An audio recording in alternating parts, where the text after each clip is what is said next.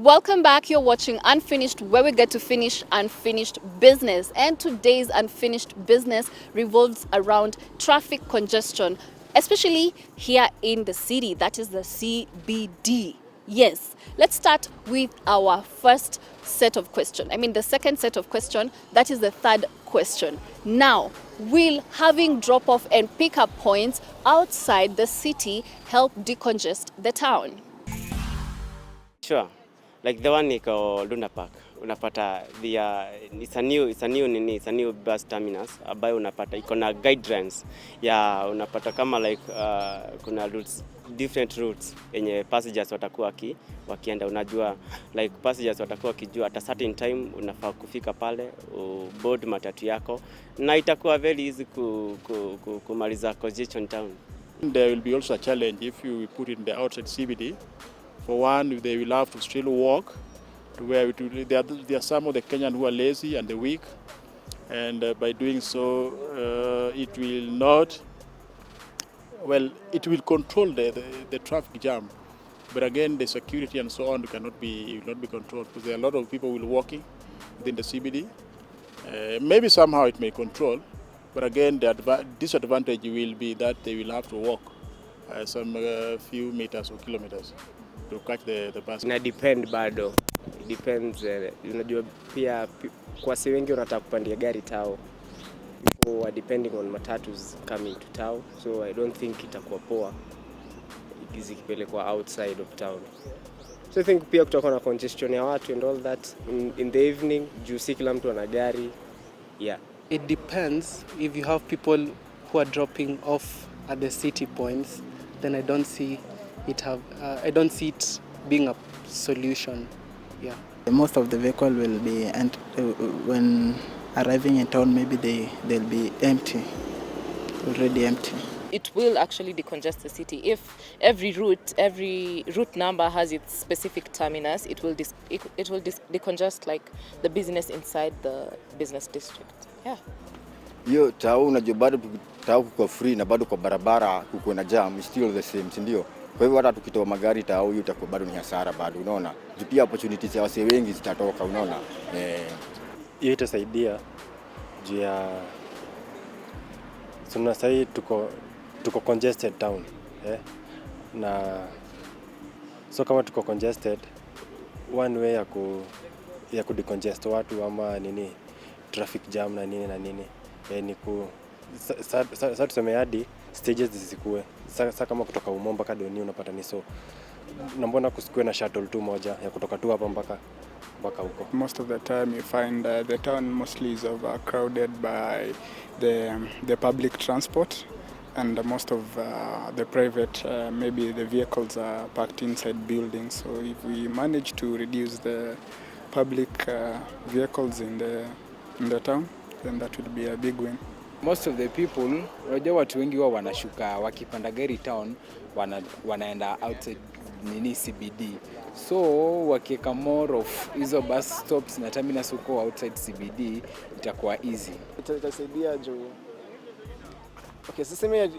kuna vitu zitakuwa zimepunguka like pia congestion na pia more accidents na pia hizi stories za kanjo, unaona? Vitu mingi zitakuwa zimepungua if wakitengeneza kitu kingine hapo kando. Walikuwa shaanza hiyo story sijui ilienda wapi. But mimi niko naona hiyo ni sawa. Na pia Mandudhi like wakwetu na specific point ya Mandudhi ama specific locations, ndio msaki kutoka Tao anachukua Ndudhi anaenda home. Iskwati Ndudhi wana crisscross into the CBD kitu kama hiyo. Yeah, probably if we have this the pickup points, it reduces the congestion around CBD. Now, for example, if the one in Ngara, when people drop there, I think it will help a great deal. Yeah, it will help to reduce the congestion. Heavy traffic does not only cause pollution, but it also leads to less productivity since most people are spending so much time waiting in traffic. Now, will putting or setting up these drop-off and pick-up points outside the city help decongest the city? Yes, it will. Indeed, it will. In fact, this is our savior. This is our number one savior. However, there's a governor who tried this move, but watu walichoka. Watu walikuwa na chongara wanatembea into the CBD. Lakini got so tired that by the time they got to their office, they were less productive. So immediately that was cut off. It didn't even last a week. Yes. So what do you think about this particular topic? Will drop off and pick up points around the city help decongest the city? Well, for me, I'll say yes, but there's a challenge. The trekking bit, too much work.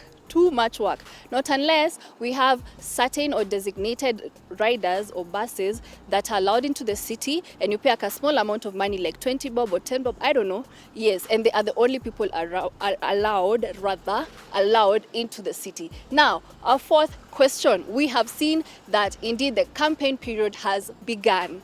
Yes, so are these political campaigns also contributing to traffic jam? Yes, they are. This is because where we have the political rallies, many people are going towards those places. That means more cars will be going towards those places that will result to traffic towards those areas. I haven't encountered a mass one because they haven't come to the place that I stay. I stay down at Mombasa Road, but I haven't encountered a mass one to the point that they have caused traffic. But I guess they do because they have big trucks, they have big entourages, and they're going to places as small as Kariobangi and Eastland. So definitely it will, and it is affecting traffic, and that is slowing down business as a country. Politicians go and park the vehicle along the road.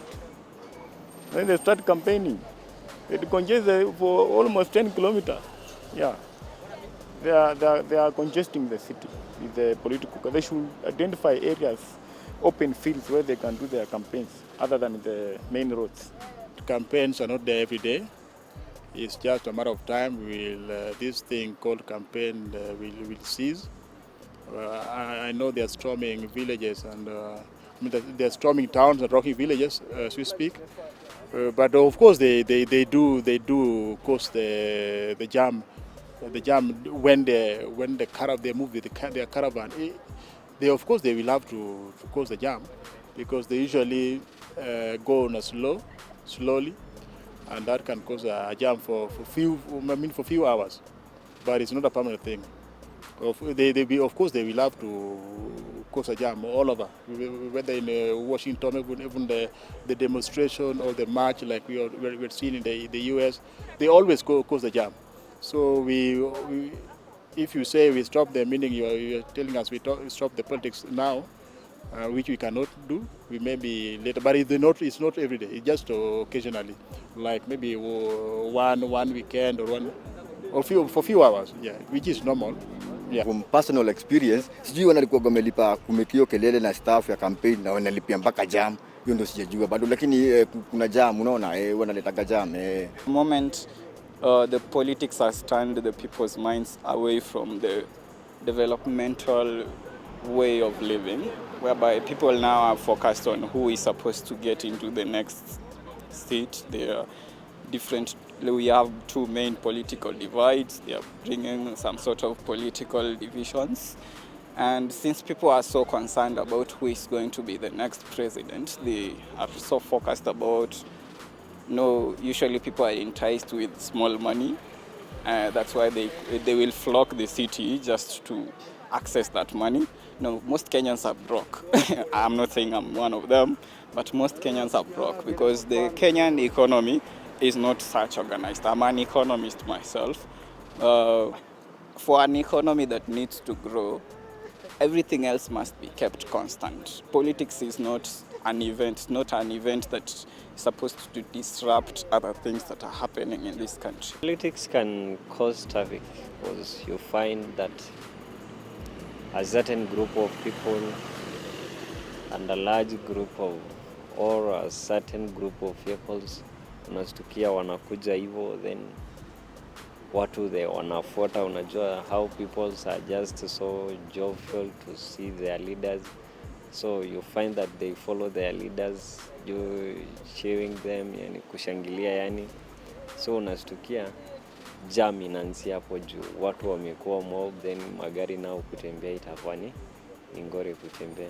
So First of all, there's a large convoy that usually do that campaign. So a lot of vehicles of which zinafuatana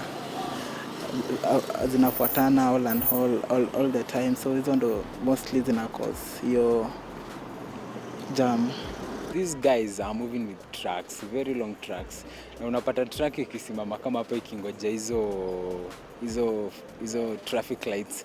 Kama iko green it and red, ama kama iko red and green. Like unaona hiyo truck inachukua space kama gari 5. Alafu by the time ivuke barabara iende, I think alafu unapata truck, alafu kuna magari zingine kama 10 za hao ma politicians on a campaign. So I think inasababisha traffic sana. Most of the campaigns might take are done over the weekend, or maybe because if you look at it, there's no way I'll campaign during weekdays and people are maybe busy at their workplace or something to do that. But on the weekend, maybe people are free. That's where people go to enjoy themselves. They have freed their mind out of their regular schedules. Kuna rallies zinafanywa outside the city. Unaona? Kuna rallies ndogo zinafanywa. Like unaweza chukua rally wapeleke Uhuru Park. So unapo interfere sana. But kuna wenye ina interfere cause wanaenda pole kwa ina cause jam. Unaona kwa city, like wakiendesha hizo gari zao na watu wanduthi and stuff. Kuna wase wengi wanafaa kwenda place fulani but hawaendi kwa sababu ya rally. So in one way ina cause, in another way if they just look for a specific place like Uhuru Park, then itasaidia sana. Watu wanafanya campaign, kila mtu ako na gari na si moja, you see. So congestion imekuwa like iko kila mahali town. So ime increase. Na by the time elections zinaisha zitapungua. Na hizo terminals zitakuwa zimefunguka. So congestion town itakuwa like hakuna. It work very well. Of course, because we always see vehicles for campaigns, for the electoral campaign moving around. And as we are approaching elections, there are going to be more. And the more they are, the more the traffic congestion is.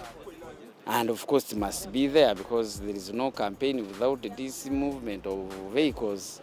But at least that one is for little time. It's going to be 2 or 3 months, then it ends. But then after, the problem will remain if it is not solved.